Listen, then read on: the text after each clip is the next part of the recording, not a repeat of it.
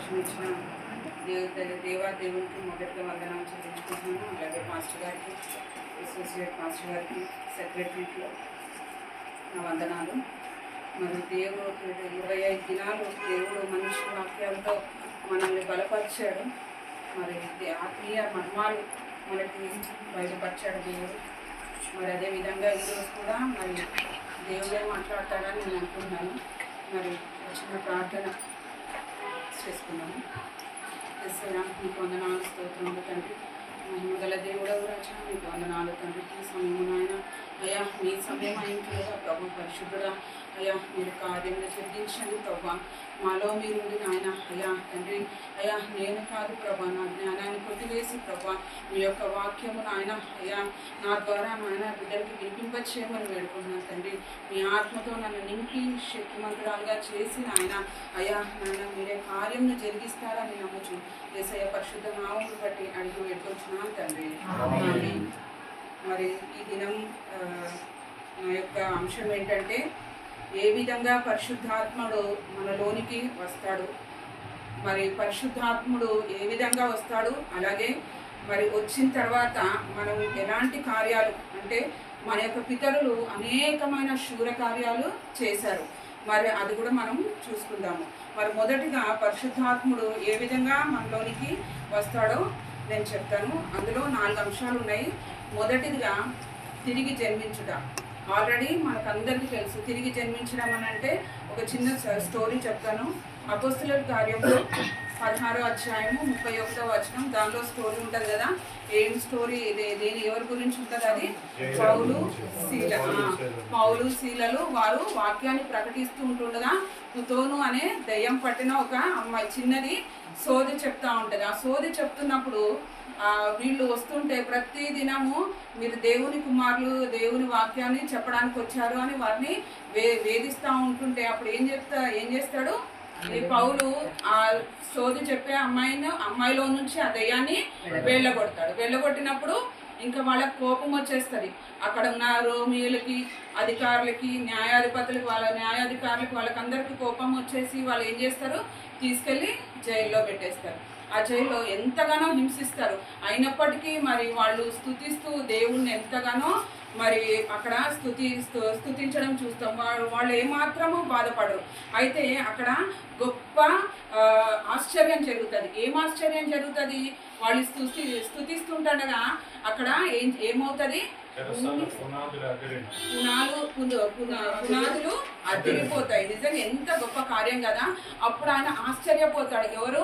Jail అధికారి ఆశ్చర్యపడిపోయి అయ్యో వీళ్ళందరూ వెళ్ళిపోయారేమో, పారిపోయారేమో అనుకొని ఏం చేస్తాడు, ఆయన కత్తి తీసుకొని ఆయనలో పొడుచుకోవాలని చూస్తాడు. కానీ పౌలు శీల ఏమంటారు, లేదయ్యా అలాంటి పనులు చేయొద్దు, మేమందరం ఇక్కడే ఉన్నాము కాబట్టి నువ్వు అలాంటి పని చేయొద్దు అన్నప్పుడు నిజంగా ఆయన 2 చేతులు ఎత్తి మరి ఎత్తుండొచ్చు కావచ్చు. ఎందుకనంటే రక్షణ కొరకు నేను రక్షణ పొందాలంటే ఏం చేయాలి అని అడుగుతాడు. నిజంగా ఎంత గొప్ప మార్పు కదా. అక్కడ అద్భుత కార్యం, ఆశ్చర్యకార్యం జరిగినప్పుడు ఆయనలో గొప్ప మార్పు వచ్చింది. ఎవరు? జైలు అధికారి. యాక్చువల్గా ఆ జైలు అధికారికి యేసు అంటే ఎవరో తెలీదు. అయితే అక్కడ గొప్ప మార్పు వచ్చిందనమాట. అయితే అక్కడ ఏమని చెప్తాడు పౌలు, అందుకు వారు ప్రభువైన యేసునందు విశ్వాసం ఉంచుము, అప్పుడు నీవును నీ ఇంటి వారును రక్షణ పొందుదురు అని చెప్తాడు కదా. మరి విశ్వాసం అనగా నమ్మకం. మరి మనమందరము ఆ స్టేజ్లో ఉన్నవారమే. మరి దేవుని యొక్క మనము విశ్వాసము అంటే చూడక నమ్మిన వారు ధన్యులు అంటాం కదా.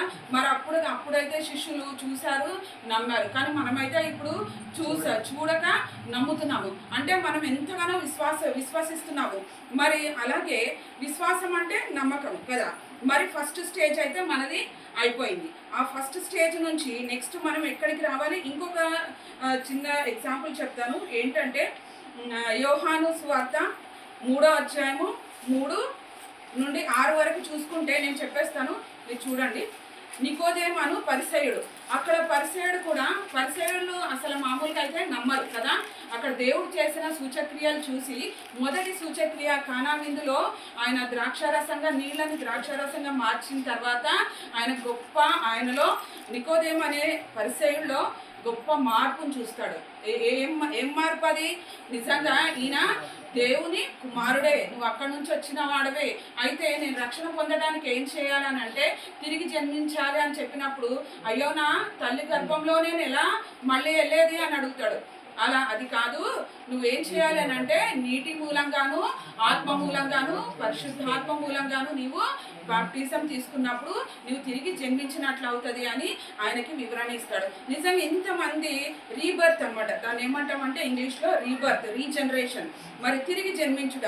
ఆల్రెడీ మనందరము అందులో ఫస్ట్ స్టేజ్ మనకి అయిపోయింది. ఆ ఫస్ట్ స్టేజ్లో నుంచి అయిపోయిన తర్వాత నెక్స్ట్ స్టేజ్ ఏంటంటే రెండవదిగా ఆత్మతో మనం నింపబడాలి. ఎలాగ మనం ఆత్మతో నింపబడతామో మొదటి కొరింథీయులు 6వ అధ్యాయము 19, 20 వచనం చదివితే తెలుస్తుంది. మొదటి కొరింథీయులు దేవుని వలన మీకు అనుగ్రహింపబడి మీలోనున్న పరిశుద్ధాత్మ ఆలయమై ఉన్నదని మీరు ఎరుగరా? మీరు మీ సొత్తు కాదు, మీరు మీ సొత్తు కాదు. మనము వన్స్ ఎప్పుడైతే మనం బాప్టిజం తీసుకొని మరి దేవుని విశ్వసిస్తామో అప్పుడు మనం ఏమవుతామంట, మనము మన యొక్క శరీరం పైన మనకి ఏ హక్కు కూడా ఉండదు. మన యొక్క ఆశలు కానీ మన యొక్క ఆలోచనలు కానీ ప్రతిదీ దేవునికి సరెండర్ చేయాలి. చేసినప్పుడు దేవుని యొక్క ఆత్మ మనలో నివసిస్తుంది. అంతేకాని మనము బాప్టిజం తీసుకున్న తర్వాత కూడా మనం అందరము ఆ స్టేజ్లో ఉన్నాము. ఫస్ట్ స్టేజ్ అయిపోయింది. మరి సెకండ్ స్టేజ్కి వచ్చేసరికి దానిలో చాలా తక్కువ మందిగా కనిపిస్తూ ఉన్నారు. ఎందుకు అని అంటే ఈ యొక్క అనుభవము చాలా మందిలో లేకపోవడం. మరి దేవుడు ఎంతగానో బాధపడుతూ ఉంటాడు. మరి నా బిడ్డలు ఇంకనూ మరి లిక్విడ్స్ పాలు తాగే వారిగానే ఉన్నారు కానీ ఘన పదార్థం తినేవారుగా లేరు అని దేవుడు ఎంతగానో బాధపడుతూ ఉంటాడు. మరి మనం ఏ విధంగా ఉండాలి? మరి ఘన పదార్థము అని అంటే నెక్స్ట్ స్టేజ్కి మనం ఎదిగే. మరి చిన్నపిల్లలు మరి 4 months 5 months వరకు వాళ్ళకి ఏం పెడతారు? సిర్లాక్ పెడతారు, ఘన పదార్థం. మరి ఆ సిర్లాక్ పెడుతున్నప్పుడు వాళ్ళు మంచిగా తిని అరిగించుకొని చక్కగా ఎదుగుతారు. మరి మనం కూడా అదే విధంగా మనం ఆల్రెడీ ఫస్ట్ స్టెప్లో ఉన్నాము. దేవుణ్ణిలో మనం దేవుని నమ్మాము, బాప్టిజం తీసుకున్నాము. మరి నెక్స్ట్ స్టెప్ ఏంటంటే మనము ఆత్మతో నింపబడాలి. మరి ఆత్మతో నింపబడాలి అన్నప్పుడు మనం ఏం చేయాలి? మన యొక్క శరీరము, మన యొక్క ఆలోచనలు, మన యొక్క తలంపులు, మన యొక్క హృదయము ప్రతీది కూడా దేవునికి మనము సరెండర్ చేయాలి. అంటే మనం దేవునికి అర్పించుకోవాలి. ఓకే. ఇంకొకటి ఏంటంటే మొదటి కొరింథీ 3:16 చూద్దాము. 3:16 మీరు దేవుని ఆలయమై ఉన్నారనియు దేవుని ఆత్మ మీలో నివసించుచున్నాడనియు మీరు ఎరుగరా? చూసారా ఎట్లా అంటున్నారో? మీరు దేవుని ఆలయమై ఉన్నారనియు దేవుని ఆత్మ మీలో నివసించుచున్నాడనియు మీరు ఎరుగరా? 17 కూడా చదువు. ఎవడైనా దేవుని ఆలయంను పాడు చేసిన ఎడల దేవుడు వాణిని పాడు చేయను. దేవుని ఆలయం పరిశుద్ధమై ఉన్నది, మీరు ఆలయమై ఉన్నారు. అయితే మనం ఏంటంటే మనము దేవుని యొక్క ఆలయమై ఉన్నాము. మరి ఆలయాన్ని పాడు చేస్తే నిజంగా మన చర్చిలో ఏమన్నా కొంచెం ఏదైనా పడేస్తే, మందిరంలో పడేస్తే, అరే దేవుని ఒక మందిరం కదా అట్లా పడేయకూడదు, ఏదైనా తిను పదార్థాలు కానీ పిల్లలు ఏదన్నా పడేసినప్పుడు మనం ఎంత జాగ్రత్తగా ఎంత క్లీన్గా నీట్నెస్గా పెట్టుకుంటాం కదా. మరి మన హృదయం ఎలాగుంది? మన హృదయం ఎలాగుంది? మన తలంపులు ఎలాగున్నాయి? మన ఆలోచనలు ఏ విధంగా ఉన్నాయో అది మనం పరీక్షించుకోవాలి. ఎందుకనంటే మన యొక్క హృదయమే దేవుని యొక్క ఆలయం అయి ఉంది. మరి ఆలయంలో దేవుడు పరిశుద్ధుడు కాబట్టి పరిశుద్ధమైన ఆలయంలోనే దేవుడు నివసిస్తాడు.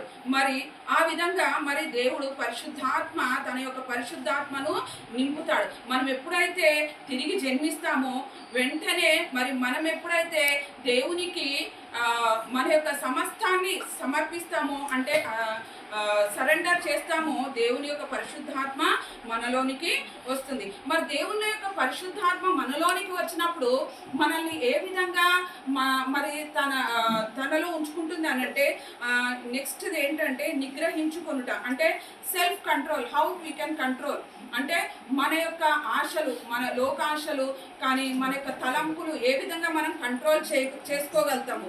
మరి మొదటి తెస్సలోనిక పత్రిక 2వ అధ్యాయం 1 నుండి 8 అదంతా చదవద్దులే, అది నేను చెప్పేస్తాను, చదివితే చాలా టైం పడుతుంది. ఒక్కసారి ఫస్ట్ వర్షం ఒక్కసారి చదవండి. సహోదరులారా, మీ యొద్ద మా ప్రవేశము వ్యర్థం కాలేదు గాని మీరు ఎరిగినట్టే మేము ఫిలిప్పీలో ముందు శ్రమపడి అవమానం పొంది ఎంతో పోరాటంతో దేవుని సువార్తను మీకు బోధించుటకై మన దేవుని యందు ధైర్యం తెచ్చుకుంటమని మీకు తెలియను. ఏలైనగా మా బోధ కపటమైనది కాదు, అపవిత్రమైనది కాదు, మోసయుక్తమైనది కాదు గాని సువార్తను మాకు అప్పగించుటకు యోగ్యులమని దేవుని వలన ఎంచబడిన వారమై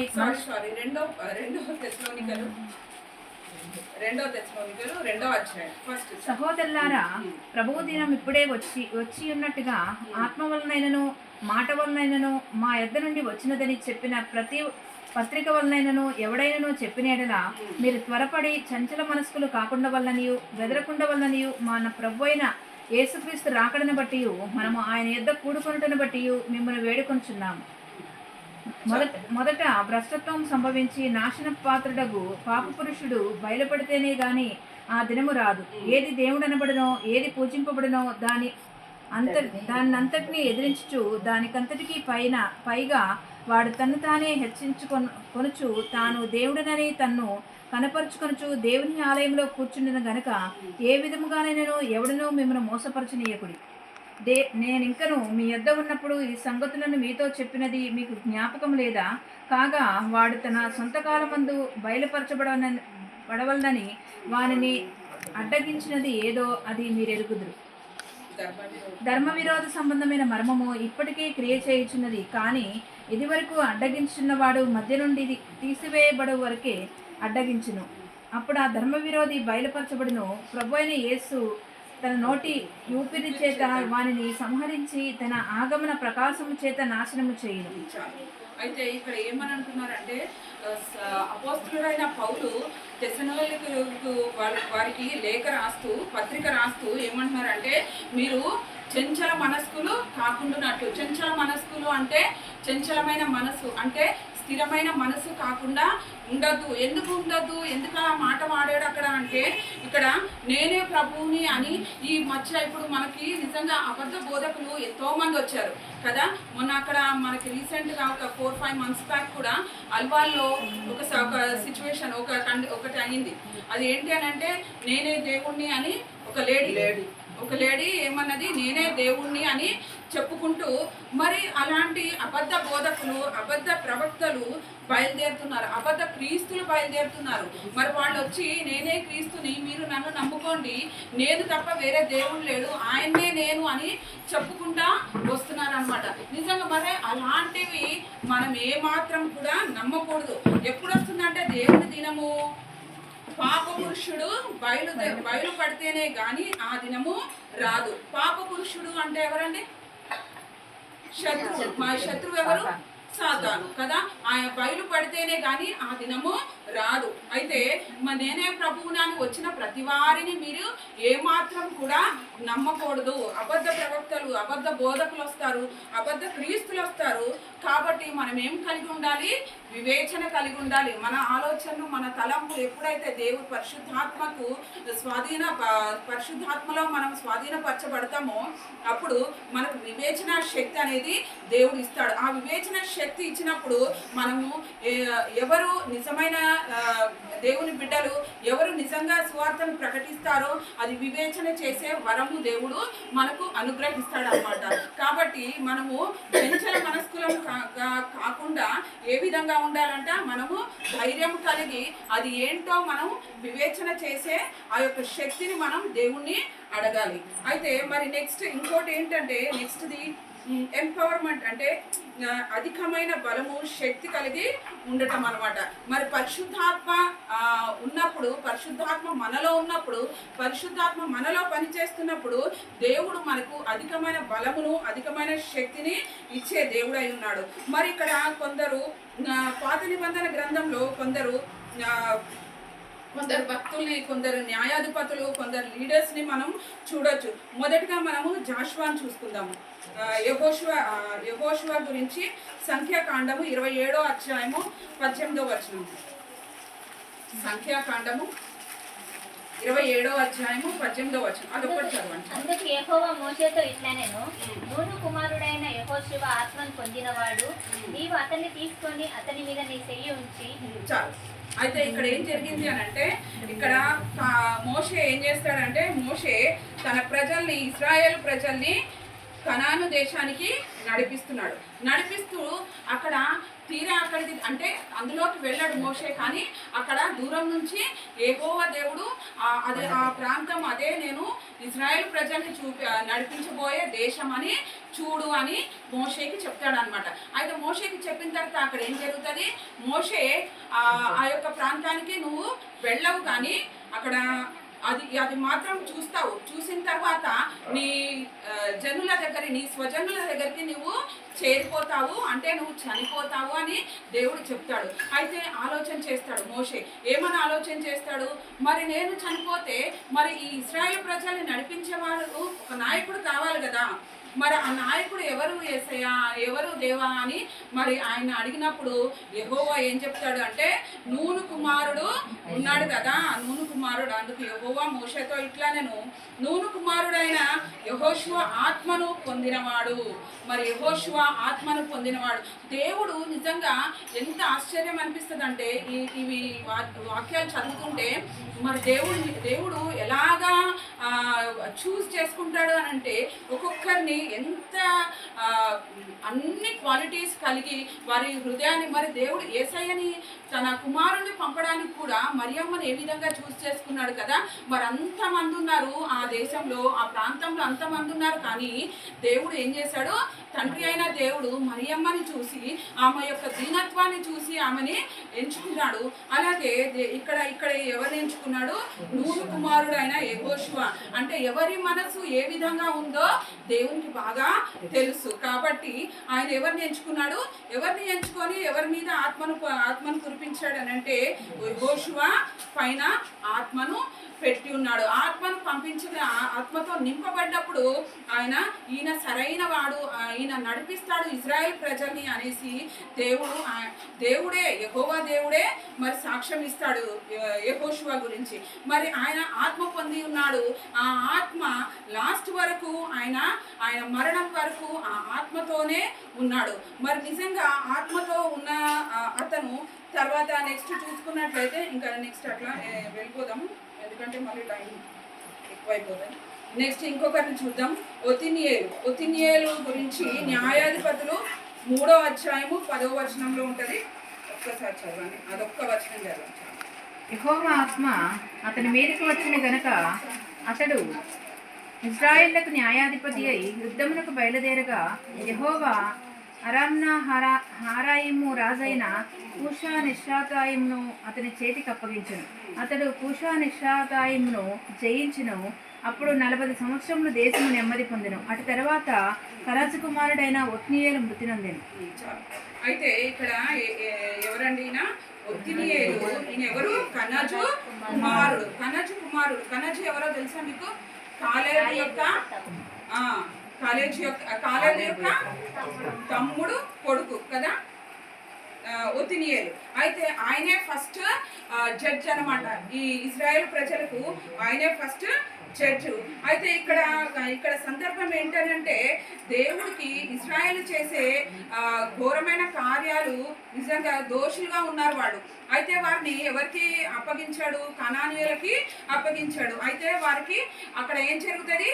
అక్కడ యుద్ధం జరుగుతుంది. అయినా కానీ వీళ్ళని పరీక్షించాలని, ఇశ్రాయేల్ ప్రజల్ని పరీక్షించాలని యెహోవా దేవుడు ఎవరెవరిని ఉంచుతాడంటే, అక్కడ ఫిలిస్తీయులు, యెహోవా ఉండనిచ్చిన జనములు ఇవి. ఫిలిస్తీయులు 5 సర్దాలు, కనానీయులు అందరూ, సీదోనీయులు, వీళ్ళందరినీ ఎందుకు ఉంచుతాడు?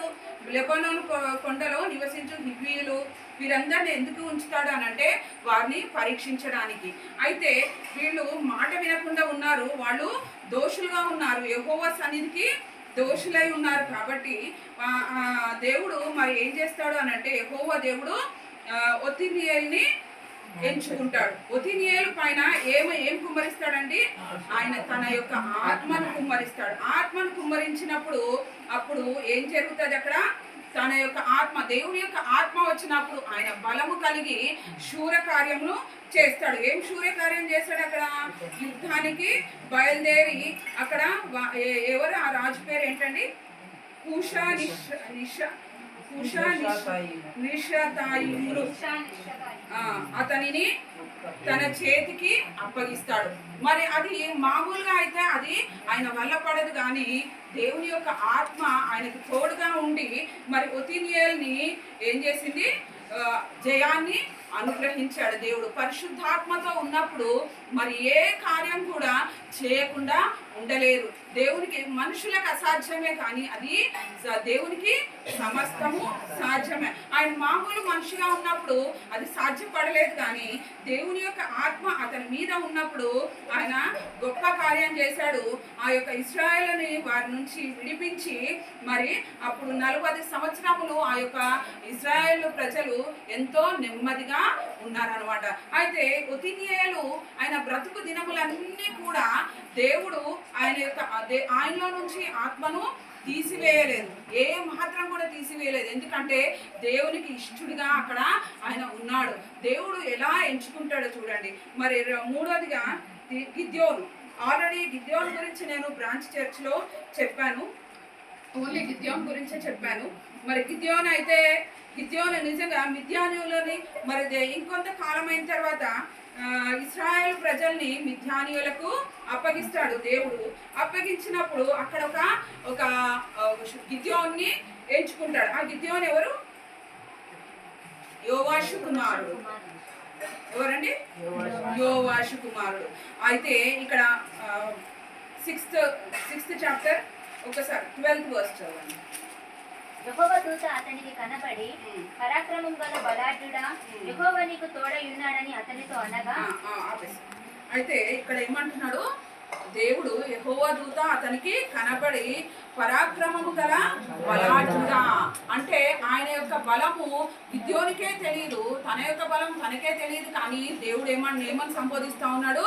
పరాక్రమము గల బలాఢ్యుడా, నీవు చేయగలుగుతావు అనేసి దేవుడు అక్కడ సంబోధిస్తా ఉన్నాడు.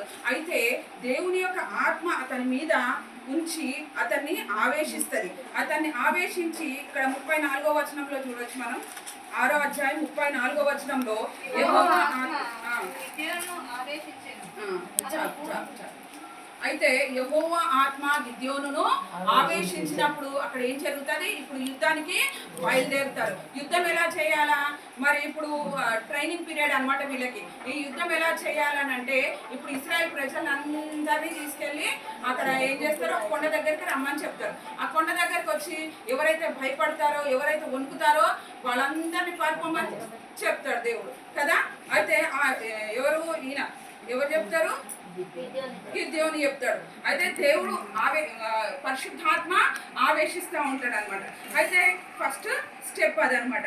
అయితే ఆ వణుకుతా ఆ ప్రజలు వణుకుతా భయపడతా ఎవరుంటారో వాళ్ళని మాత్రం వెళ్ళిపోమని చెప్తారు. అయితే వెళ్ళిపోగా అక్కడ ఎంతమంది మిగులుతారు? 10,000 మంది. 10,000 మంది మిగులుతారు. ఆ 10,000 మందిని మళ్ళీ ఇంకొక స్టెప్, సెకండ్ రౌండ్. మనకి ఇంటర్వ్యూకి వెళ్ళినప్పుడు ఫస్ట్ రౌండ్, సెకండ్ రౌండ్ అవుతుంది కదండి.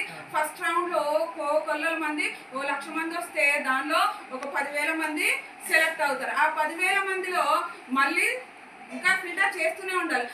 అక్కడ పెట్టుకునేది జాబ్కి ఎంతమందిని పెట్టుకోవాలా? 2 3 పోనీ 10 మందిని వేసుకుందాం.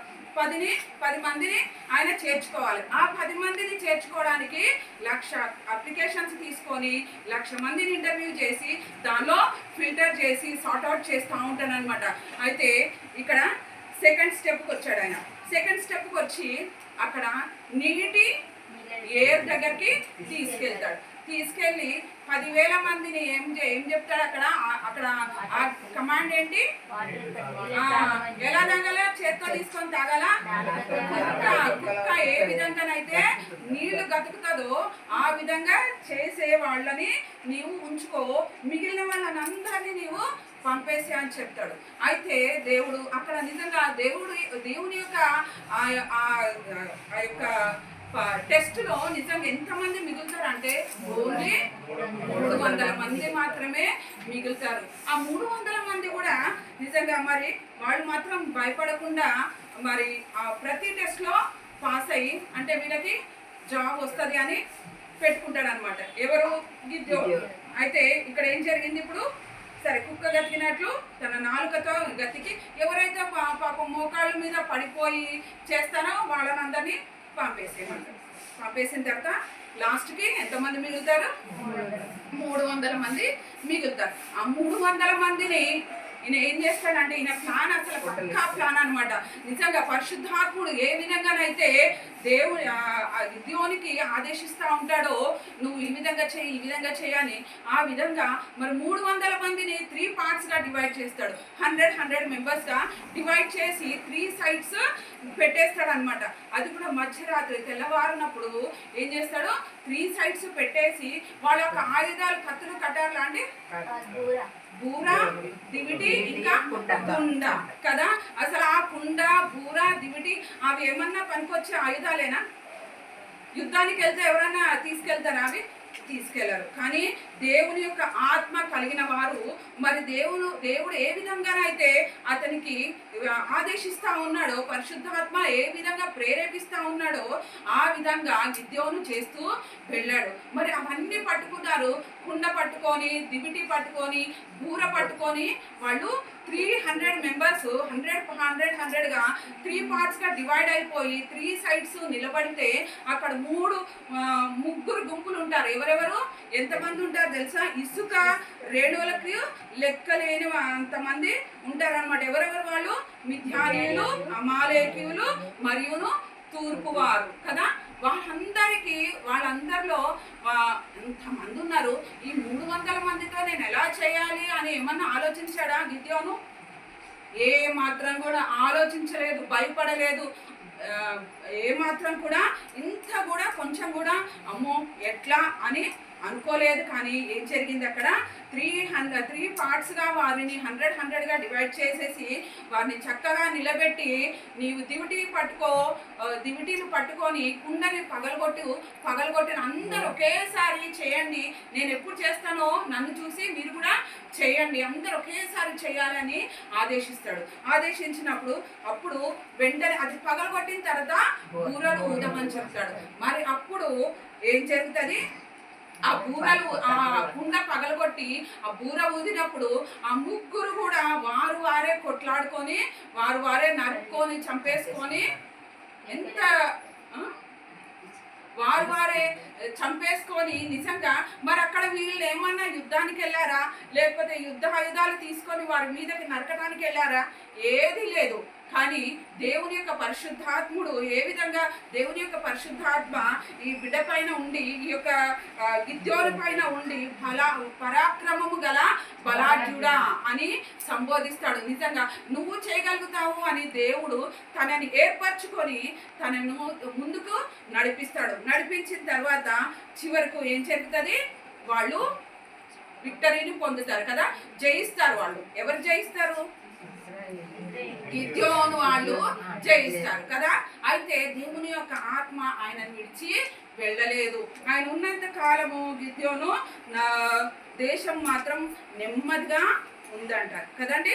మరి అయితే ఆ తర్వాత నెక్స్ట్ అయితే నేను ఇంకా ముగ్గురే చూపించాను, కానీ చాలా మంది ఉన్నారు. అందరినీ చూసుకుంటూ వెళ్తే మనకు చాలా టైం పడుతుంది. అయితే దేవుని యొక్క ఆత్మ వారిని విడిచిపెట్టి ఏ మాత్రం పోలేదు. కానీ మరి దేవుని యొక్క ఆత్మను పొందుకొని కూడా మరి దేవుని యొక్క ఆత్మ వారిలో నుండి పోయిన వారిని చూద్దాము. ఎవరంటే మొదటిగా సంసోను గురించి మనకందరికీ తెలుసు. మరి దేవుని యొక్క వాగ్దాన పుత్రుడు అనమాట కదా సంసోను. మనోహ భార్యకు ఏం జరుగుతుంది? గొడ్రాలుగా ఉంటుంది. అయితే దేవుని దూత వచ్చి నీకు కుమారుని ఇస్తాను, నేను ఆ బిడ్డకు నాజీరు చేయకూడదు అని చెప్తాడు. అయితే దేవుని యొక్క ఆత్మ బిడ్డ పైన ఉంటుంది. ఆ ఆత్మను పొందుకుంటాడు. న్యాయాధిపతులు 14వ అధ్యాయము ఒకసారి 6వ వచనం చూద్దాం.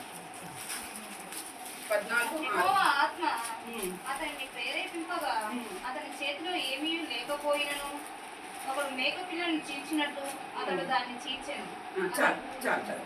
అయితే చూసారా, ఒకడు మేక పిల్లని చీల్చినట్టు మనం మేక పిల్లని కూడా చీల్చలేము కదా, మనకు అంత ఈ కెపాసిటీ కూడా లేదు. కానీ దేవుని యొక్క ఆత్మ అతనిలో ఉండి సింహాన్ని చీల్చాడు. అంటే ఎంతటి కార్యమైనా చేసే దేవుడు. అంత ఆత్మ కలిగి ఉన్న ఆ యొక్క సంసోను యవనం వరకు బాగానే ఉన్నాడు. యవన ప్రాయం నుంచి ఆయన మరి దుష్టమైన ఆ యొక్క మోహంలో పడిపోయి, ఒక ఆడదాని మోహంలో పడిపోయి మరి ఆ యొక్క తప్పును చేసి మరి తన యొక్క బలాన్ని తనకి చెప్తే అది ఏమవుతుంది, ఆఖరుకు మరి దేవుని యొక్క ఆత్మ ఆయనలో నుంచి వెళ్ళిపోతుంది. అయితే సంసోన్ ఏమవుతాడంటే అలా దేవుని యొక్క ఆత్మ అతనిలో నుంచి వెళ్ళిపోయినప్పుడు ఆయన మరణానికి పాలవుతాడు కదండి. మరి సంసోను ఈ విధంగా మరణానికి పాలవ్వటము మరి అది నిజంగా అది ఎంతో బాధ అనిపిస్తుంది కదా. వీరందరూ ఏమో ఎంత చక్కగా జాషువా, ఒతిన్యేలు, మరి గిద్యోను వీళ్ళందరూ కూడా దేవుని యొక్క ఆత్మ కలిగి ఉన్నారు. కానీ సంసోనుకైతే మరి మొదటిగా మంచిగా దేవునిలో ఉన్నాడు.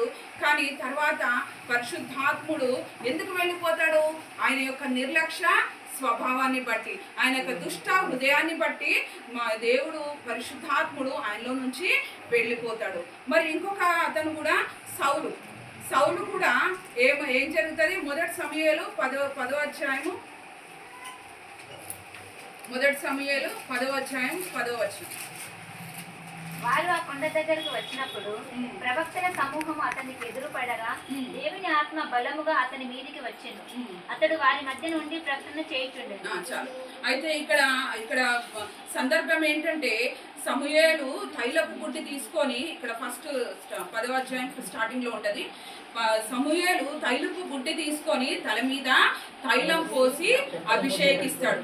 అయితే అభిషేకించిన తర్వాత ముద్దు పెట్టుకొని ఆ సౌలుని పంపేస్తాడు. సౌలు వెళుతుండగా ఏం జరుగుతుంది, దేవుని యొక్క ఆత్మ ఆయన మీదకి వస్తుంది. అయితే ఆత్మ వచ్చినప్పుడు ఆయన మంచిగానే ఉన్నాడు, బాగానే ఉన్నాడు. అయితే తర్వాత ఏం జరుగుతుంది, ఆయన అవిధేయతను బట్టి మరి దేవుని యొక్క ఆత్మ ఆయనను విడిచి వెళ్ళిపోయి దురాత్మ ఒకటి ఆవహిస్తుంది అనమాట. అది ఎక్కడుందంటే మొదటి సమూయేలు 16వ అధ్యాయం 14వ వచనంలో ఉంటుంది.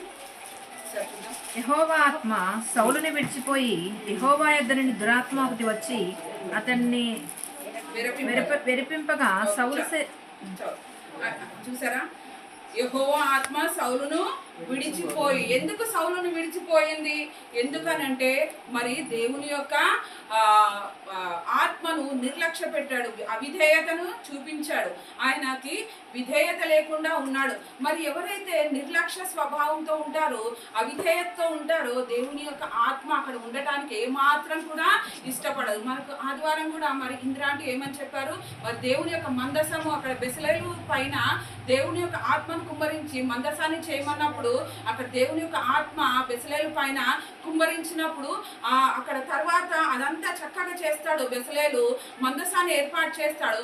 కానీ కొన్ని దినాలైన తర్వాత అక్కడ నిర్లక్ష్య స్వభావం అనేది ఏర్పడుతుంది. కాబట్టి అక్కడ నుంచి మరి దేవుడు తన యొక్క ఆత్మను తీసుకువెళ్ళిపోతాడు. మరి ఆ విధంగా ఎప్పుడైతే నిర్లక్ష్య స్వభావము మరియు అవిధేయత కలిగి ఉంటారో దేవుని యొక్క ఆత్మ ఉండటానికి ఏమాత్రం కూడా ఇష్టపడదు. మనం ఎంత మాత్రం కూడా నిర్లక్ష్యానికి కానీ అవిధేయత కానీ మనము చోటివ్వద్దు అనమాట.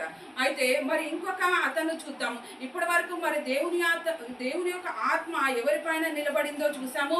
మరి దేవుని యొక్క ఆత్మ ఎవరి నుంచి వెళ్ళిపోయిందో వాళ్ళు నింపబడ్డారు, అయినప్పటికీ వాళ్ళలో నుంచి వెళ్ళిపోయింది చూసాము. మరి ఇంకొక అతన్ని చూద్దాము. అతని పైన మరి అతను ఎవరో కాదు, దావీదు. మనం ఎప్పుడు చెప్పుకునే వాక్యమే కదా, దావీదు గురించి ప్రతిసారి మనము సంబోధిస్తూ ఉంటాము. ఏమని, దావీదు మొదట దేవుని ఆత్మను పొందుకుంటాడు, తర్వాత ఎందుకు కోల్పోతాడు దేవుని యొక్క ఆత్మను, ఆయన ఒక పాపమును చేస్తాడు కదండి. ఆ పాపపు క్రియ ఆయనకి మంచిగా అనిపించింది, ఆయన నేత్రాలకు మంచిగా అనిపించి ఆయన ఏం చేస్తాడు, పాపపు క్రియను చేయడానికి నిజంగా దేవుని ఆత్మను నిర్లక్ష్య పెట్టాడు. కాబట్టి మరి దేవుని యొక్క ఆత్మను ఆయనలో నుంచి వెళ్ళిపోయింది. ఇక్కడ చక్కని వాక్యము కీర్తనలో ఒకసారి 51 చూద్దామా, 10-11 ఒకసారి చదువుదాం. దేవా, నా యందు శుద్ధ హృదయము కలగజేయము, నా అంతరంగంలో స్థిరమైన మనసు నూతనముగా పుట్టించుము. నీ నీ సన్నిధిలో నుండి నన్ను త్రోసివేయకము, నీ పరిశుద్ధాత్మను నా యొద్ద నుండి తీసివేయకము. నీ చూసారా, నీ పరిశుద్ధాత్మను నా యొద్ద నుండి తీసివేయకు అంటే ఆయనకు తెలుసు పరిశుద్ధాత్ముడు పాపపు క్రియ లేకపోతే నిర్లక్ష్య స్వభావం లేకపోతే అవిధేయత చేసినప్పుడు కంపల్సరీ పరిశుద్ధాత్ముడు ఉండడు అని తెలుసు. అయితే ఇక్కడ ఏమని వేడుకుంటున్నాడు, ఏమని ప్రార్థన చేస్తున్నాడు, దేవా నీ యొక్క పరిశుద్ధాత్మను నాకు దయచేయి, ఎప్పుడు నా యందు శుద్ధ హృదయము కలుగచేయము. శుద్ధ హృదయం అంటే ఆయన హృదయం ఏమైంది, మలినమైపోయింది, పాపముతో మలినమైపోయింది.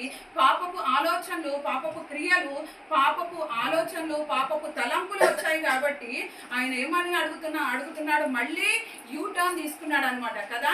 మనకి ఎప్పుడు మరి యోవేలు గ్రంథంలో యూటర్న్ అంటాం కదా, ఏంటది 2:12 తిరిగి నా యొద్దకు రండి అని అంటాడు కదా దేవుడు. అలాగే ఈయన కూడా యూటర్న్ తీసుకున్నాడు. యూటర్న్ తీసుకొని ఏమంటున్నాడు, దేవా నా యందు నాకు తెలుసు, నాలో నుంచి పరిశుద్ధాత్ముడు నా పాప క్రియలు వచ్చాయని నాకు తెలుసు, అయితే నేను దిద్దుకోవాలనుకుంటున్నాను. ఇప్పుడు నాలో నుంచి ఈ పాప క్రియ అనేది పాపపు క్రియ తీసివేసి నాలో మంచి క్రియ, నీ యొక్క పరిశుద్ధాత్మను నాలో నింపమని ఆయన వేడుకుంటా ఉన్నాడు అనమాట. నీ సన్నిధిలో నుంచి త్రోసివేయకము. మరి ఆయనకు అన్నీ తెలుసు, మనకు కూడా అన్నీ తెలుసు, మనం ఏం చేయాలో తెలుసు, మనం ఏం చేయకూడదో తెలుసు. అయినా కానీ మరి కొన్ని సమయాల్లో అన్ఎక్స్పెక్టెడ్గా అట్లా చేసేస్తూ ఉంటాం. మరి అన్ఎక్స్పెక్టెడ్గా చేసే పనులే మనము సెల్ఫ్ కంట్రోల్, అదే దాన్నే నిగ్రహించుకోవడం అని అంటారు. ఆ నిగ్రహించుకొని మనం ఎప్పుడైతే పరిశుద్ధాత్మ యొక్క స్వాధీనంలో ఉంటామో కంపల్సరీ మనకు ఆ యొక్క నిగ్రహం అనేది మనకు వస్తుంది అనమాట. మరి పరిశుద్ధాత్మను నా యొద్ద నుండి తీసివేయకు అని దేవుణ్ణి ఎంతగానో వేడుకుంటున్నాడు. అలాగే నా అంతరంగంలో స్థిరమైన మనస్సును నూతనముగా పుట్టించుము అంటే ఇంతకుముందు ఆయనకి చంచల మనస్సు ఉంది, ముందు మంచుకున్నాడు దేవుని దగ్గర, తర్వాత చంచలమైన మనసు లేక ద్విమనస్కు అనొచ్చు మనం. అయితే ఆ మనస్సు కలిగి ఉన్నాడు కాబట్టి ఇప్పుడు ఏమంటున్నాడు ఆయన, చంచలమైన మనసు నాకు వద్దేసయ్యా, స్థిరమైన మనసు నాకు దయచేయండి, నీ పైన ఆనుకునే మనసును నాకు నూతనముగా పుట్టించమని దేవుణ్ణి వేడుకుంటా ఉన్నాడు. అయితే దేవుడు క్షమించే దేవుడు కాబట్టి దేవుడు ఏం చేశాడు, మళ్ళీ తిరిగి దేవుని యొక్క ఆత్మను ఆయనలో పెట్టాడు. మరి దేవుడు నిజంగా మనము ఇక్కడ చూసినట్లయితే మరి దేవుని యొక్క ఆత్మలో నిలుచున్న వారిని చూసాము, మరి దేవుని యొక్క ఆత్మను పొంది మరి కోల్పోయిన వారిని చూసాము. మరి దావీదు అయితే ఫస్ట్ దేవునిలో ఉన్నాడు, తర్వాత కోల్పోయాడు, మళ్ళీ దేవుని దగ్గరికి వచ్చాడు. మరి మన పరిస్థితి ఏ విధంగా ఉంది, మనం ఏ విధంగా ఉన్నాము, మనం ఒకవేళ ఈ దావీదు వలె ఉన్నామా, మరి ఒకవేళ దేవుని దగ్గర మంచిగా ఉన్నాము ముందు, మరి తర్వాత నెక్స్ట్ మళ్ళీ ఒకవేళ తప్పిపోయామేమో మన ఆలోచనల ద్వారా, మనకి కనపడే బాహ్యంగా ఏదో తప్పు చేశాము అని కాదు, కానీ మన యొక్క తలంపులు కానీ మన యొక్క ఆలోచనలు కానీ మన యొక్క మనసు మన యొక్క హృదయంలో ఏమైనా తప్పులు ఉన్నాయేమో అది మనం సరిచేసుకొని దేవా నన్ను క్షమించు అని ఎప్పుడైతే స్థిరమైన మనసు నాకు కావాలి దేవా, నీ పరిశుద్ధాత్మను నాలో ఉంచుమని వేడుకుంటావో దేవుడు మనకు కంపల్సరీ ఇచ్చే దేవుడు అయి ఉన్నాడు. మరి అలాగే పాత నిబంధన గ్రంథంలో ఉన్న ప్రవక్తలకి భక్తులకేనా దేవుడు ఇచ్చింది ఆత్మను, మరి మనకు కూడా దేవుడు ఇచ్చాడు కదండి. మరి ఏ రూపాన్ని ఇచ్చాడు దేవుడు, తన పరిశుద్ధాత్మను ఆదరణకర్తగా మనకి దేవుడు ఉంచి పోయాడు. ఆదరణకర్త అంటే పరిశుద్ధాత్ముడు. మరి సంఘాన్ని దేవుడు వెళ్తూ కుమారుడుగా వచ్చాడు. 33.5 సంవత్సరములు మరి ఇక్కడ మరి దేవుని యొక్క సువార్త 3.5 సంవత్సరములు దేవుని యొక్క సువార్త ఎంతగానో చాటించి మరి బోధించి మరి ఆయన యొక్క పనిని సంపూర్తి చేసుకొని ఆయన వెళ్తూ కుమారుడు ఏం చేశాడు, నేను వెళ్తేనే కానీ పరిశుద్ధాత్ముడు మీ మధ్యలోకి రాడు అని చెప్తాడు. యోహాను సువార్త 14వ అధ్యాయం 16, 26 ఇవన్నీ చూసుకున్నట్లయితే మనకి దేవుని యొక్క ఆత్మ ఏ విధంగా ఉన్నది, ఆదరణకర్తగా ఉన్నాడు. అనగా సత్యస్వరూపియగు ఆత్మను మీకు అనుగ్రహించును. ఆయన సత్యస్వరూపిగా మనకు ఆత్మను అనుగ్రహిస్తున్నాడు. ఆ యొక్క ఆత్మ మనల్ని కరెక్ట్ చేయడానికే దేవుడు మనల్ని మన దగ్గరకు పంపించాడు. కాబట్టి మనం ఎప్పుడైతే దేవునికి సరెండర్ అవుతామో మరి ఈ సంసోను లాగా కాక, లేకపోతే సౌలు లాగా కాక, అవిధేయతను బట్టి, నిర్లక్ష్యాన్ని బట్టి మనము ఆ విధంగా ఉండక, ఒకవేళ మనం తప్పిపోయామేమో దావీదు వలె మనం ఎప్పుడైతే మరి దేవుని దగ్గరికి మళ్ళీ యూటర్న్ తీసుకొని మళ్ళీ దేవుని దగ్గరికి వస్తే దేవుడు ఏమంటున్నాడు, నా ఆత్మను మీ పైన కుమ్మరిస్తాను అని దేవుడు వాగ్దానం చేస్తున్నాడు. మరి అలాగే యోహాను సువార్త 15వ అధ్యాయం 26వ వచనంలో కూడా అదే చెప్తాడు కదా దేవుడు, మీ యొద్దకు నేను పంపబో ఆదరణకర్త అనగా తండ్రి యొద్ద నుండి బయట సత్య స్వరూపి అయిన ఆత్మ వచ్చినప్పుడు ఆయన గురించి సాక్ష్యం ఇచ్చాను. చాలు. అలాగే 16వ అధ్యాయం 7వ వచనం కూడా అదే సేమ్ ఉంటది. అయితే నేను మీకు సత్యము చెప్పుచున్నాను, నేను వెళ్ళిపోవడం వలన మీకు ప్రయోజనకరం. నేను వెళ్ళని ఎడల ఆదరణకర్త మీ యొద్దకు రాడు, నేను వెళ్ళిన ఎడల ఆయన మీ యొద్దకు పంపును. చూసారా, మరి ఆయన వెళ్తేనే కానీ మనకు ఆదరణకర్త రాడనమాట. అయితే అందుకనే మన కోసము మరి ఆదరణకర్తను పంపడానికి ఆయన వెళ్ళి మరి తండ్రి అయిన దేవుని దగ్గర ఉండి మన గురించి ఆయన మొర పెడతా ఉన్నాడు. ఏమని విజ్ఞాపన చేస్తా ఉన్నాడు, అయ్యా ఈ బిడ్డకి ఒక సంవత్సరం ఇస్తాను, నేను టైం ఇస్తాను, మార్చుకుంటారేమో వాళ్ళు, వాళ్ళ చెడు నడతలు విడిచిపెట్టి వారి తలంపులు వారి యొక్క హృదయాలోచనలు మార్చుకుంటారేమో అని మన గురించి దేవుడు మూల్గుచు మరి ప్రార్థన చేస్తూ ఉంటాడంట. నిజంగా మరి మనం ఏ విధంగా ఉన్నాము, మరి ఆత్మను నిలబెట్టుకునే వారంగా ఉందామా? మన యొక్క పోకడ వరకు, మరి దేవుని యొక్క రాకడ వరకు మన యొక్క దేవుని యొక్క ఆత్మ మనపై నిలబడేటట్టు మనం ఉందామా? లేకపోతే సంసోను సౌలు వలె అవిధేయతతో, నిర్లక్ష్యతతో ఉందామా? లేకపోతే దావీదు వలె ఒకవేళ మనం దేవుల్లో ఉండి మొదటిగా ఫస్ట్ దేవుల్లో ఉన్నప్పుడు అట్లా అంతా ఇంత అని మనం ఎంతగానో చేస్తాము, తర్వాత చల్లబడిపోతాం కదా. మళ్ళీ అందుకనే దేవుడు ఏమంటున్నాడో, ఒకవేళ మీరు తప్పిపోయినట్లయితే దావీదుని చూసి నేర్చుకొని నాకు నూతనమైన స్థిరమైన మనసును నాకు దయచేయమని దేవుని మీరు వేడుకొనండి. అప్పుడు నేను కంపల్సరీ మిమ్మల్ని ఆదరిస్తాను. ఆదరణకర్త నేను పంపాను కాబట్టి మీ మధ్యలోకి ఆదరణకర్త వచ్చి మిమ్మల్ని సేద తీరుస్తాడు. కాబట్టి మీరు ఏ మాత్రం కూడా మీ యొక్క తలంపులు, మనం ఎంత మాత్రం కూడా మన యొక్క తలంపులని, మన యొక్క ఆలోచనలను మనం దేవునికి సరెండర్ చేసినప్పుడు కంపల్సరీ మనము దేవుని యొక్క ఆత్మలో మనము నిలిచి ఉంటాము. ఈ విధంగా మనం అందరం ఉండును గాక. ఈ చిన్న వాక్యం దేవుడు దీవించును గాక.